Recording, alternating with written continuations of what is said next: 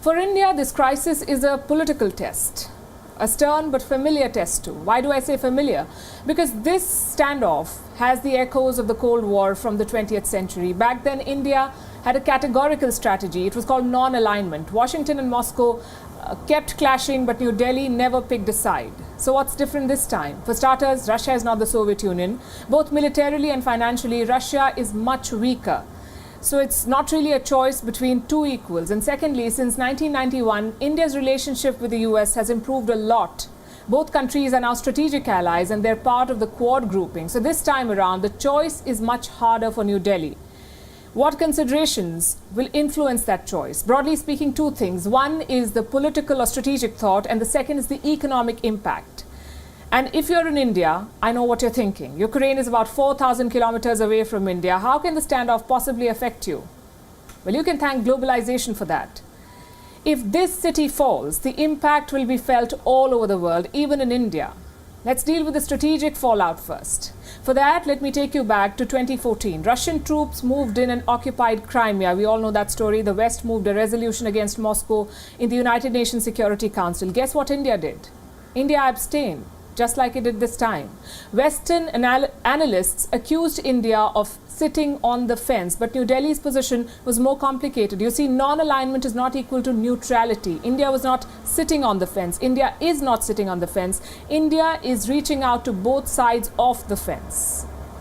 We can think of two reasons why. Number one, the military equations. Moscow makes up around half of India's total weapons imports. India needs Russia to service its arms. Also for joint projects like BrahMos. So abandoning Russia is not an option for New Delhi. At the same time, siding with Russia could mean American sanctions. I'm talking about the CAATSA, the Countering America's Adversaries Through Sanctions Act, CAATSA. Technically, the US could sanction India for buying Russia's S-400 missiles. They haven't done it yet.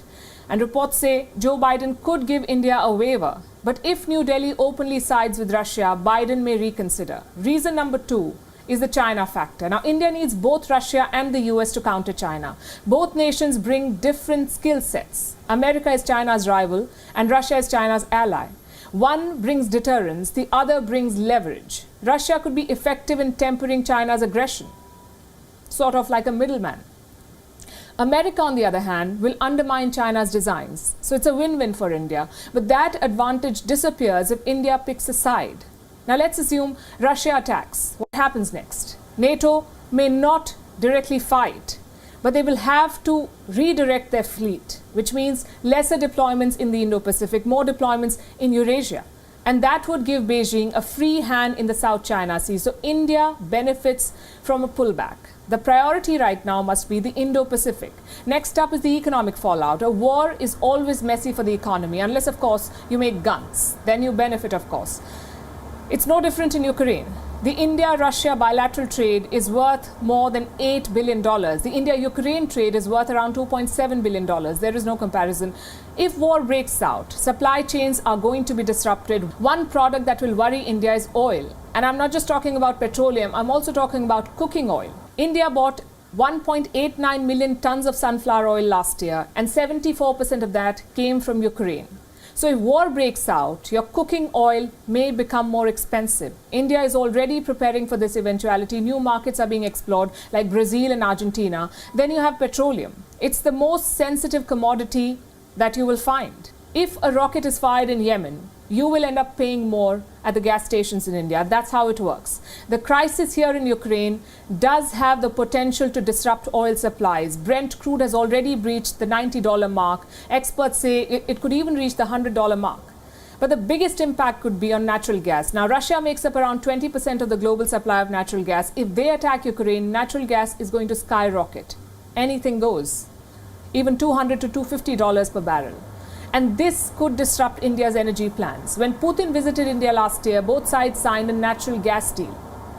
India agreed to buy gas worth $25 billion from Russia. War could mean two things: a really long delay or a breakdown in the contract. So India has a lot at stake in this conflict: friends, partners, allies, even cooking oil. But there is another way of looking at this: more stakes, more opportunity. Both Ukraine and the US have urged India to play peacemaker. India could leverage its ties to play a positive role. Like I said, India's non-alignment was never non-interference. For instance, during the Korea War, India was actively involved, A, in reducing hostilities, and B, pushing for reunification. So if Russia and America are adamant on reviving the Cold War, maybe India too should dust out its Cold War playbook. WION is now available in your country. Download the app now and get all the news on the move.